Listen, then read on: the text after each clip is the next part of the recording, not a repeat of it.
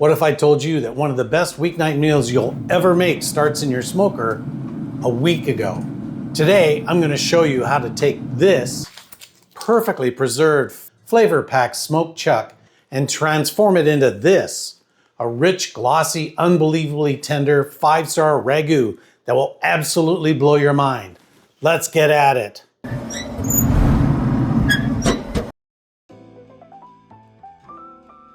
This is all about a smarter way to barbecue.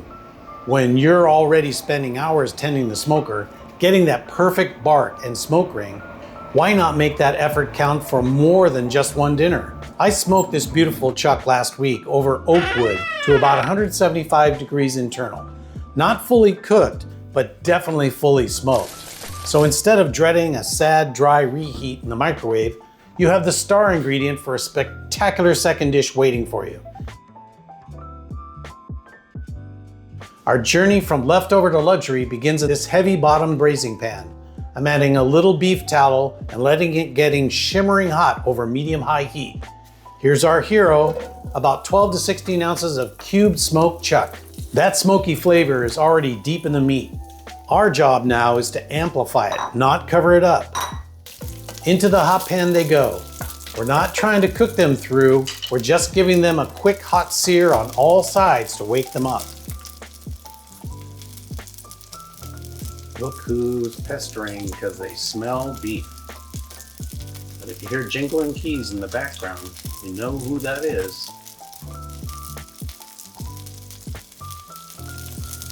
As soon as that smoked meat hits the pan, you can smell it instantly. That incredible smoke aroma that just fills the kitchen. This creates a deep, flavorful base at the bottom of our pot. That's called the fond, and it's pure gold. Once the cubes are toasted, we'll take them out and set them aside for a bit. Don't worry, they'll be back. Reduce your pan to medium. Now in that very same pot, with all that glorious rendered fat and smoky beef drippings, we build the soul of our Ragu. There's no need to clean it out. We're adding our holy trinity directly in. 1 large onion, 2 medium carrots, and 2 stalks of celery, all diced up fine. This is the aromatic backbone. And now it's going to soak up all that amazing flavor we just created. We're going to sweat these down, stirring every so often, for a solid 10 to 15 minutes. We're not looking for color here. We want them to get soft and sweet as they release their sugars.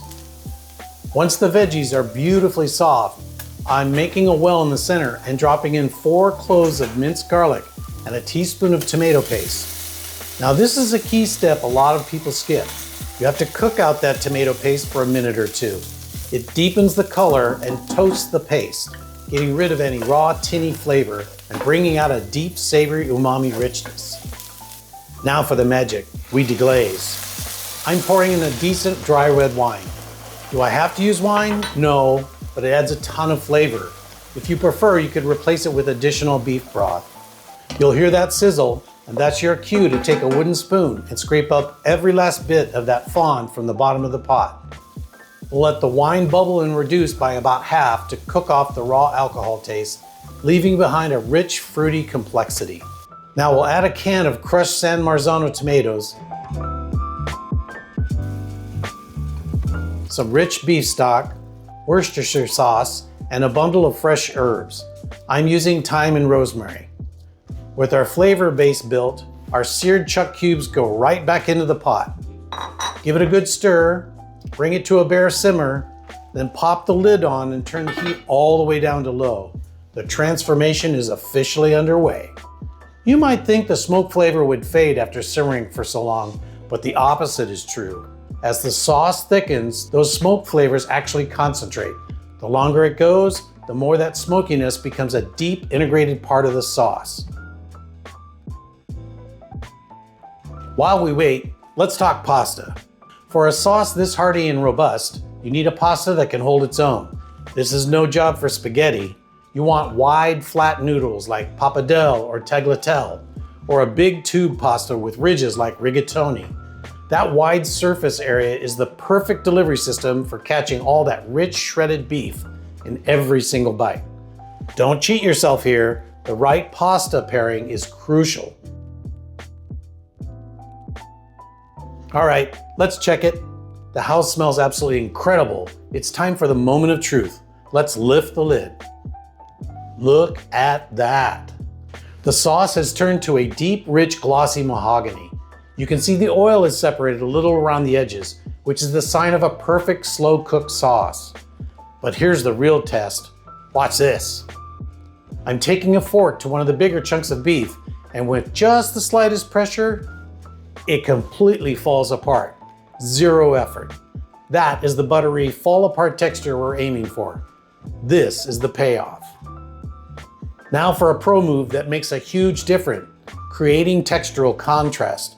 I'm gonna shred about half the beef right here in the pot, stirring it into the sauce to get that thick, classic Ragu feel. But the other half, I'm leaving those in larger bite-sized chunks. This gives you an amazing eating experience. Some bites are that melt in your mouth shredded meat, and others are a substantial fork tender chunk to sink your teeth into. Now let's bring it home. I've cooked off some pappardelle, but just before draining, I saved about a cup of that starchy pasta water. This stuff is liquid gold. Never ever throw it away. I'm adding the cooked pasta directly into the pot with the ragu, along with a splash of the pasta water, and for a final touch of richness, a little bit of heavy cream. Watch as we toss it all together. That starchy water helps the sauce and fat emulsify, creating this silky, perfect coating that clings to every single noodle. This is how you get the sauce and the pasta to become a perfect dish, instead of just having sauce sitting on top of plain pasta. Time to plate this masterpiece. We'll do a big swirl of the pappardelle in a warm bowl. But we're not done yet. Garnish with a shower of freshly shaved smoked Parmesan.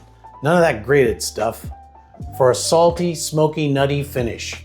Then a sprinkle of bright green parsley for a pop of color and freshness to cut through all that richness. This is a second life served first class. The taste, it's just unbelievable. It's rich, it's deeply savory, and it has that unmistakable, complex smokiness running through every single bite. The beef is so tender, it's ridiculous.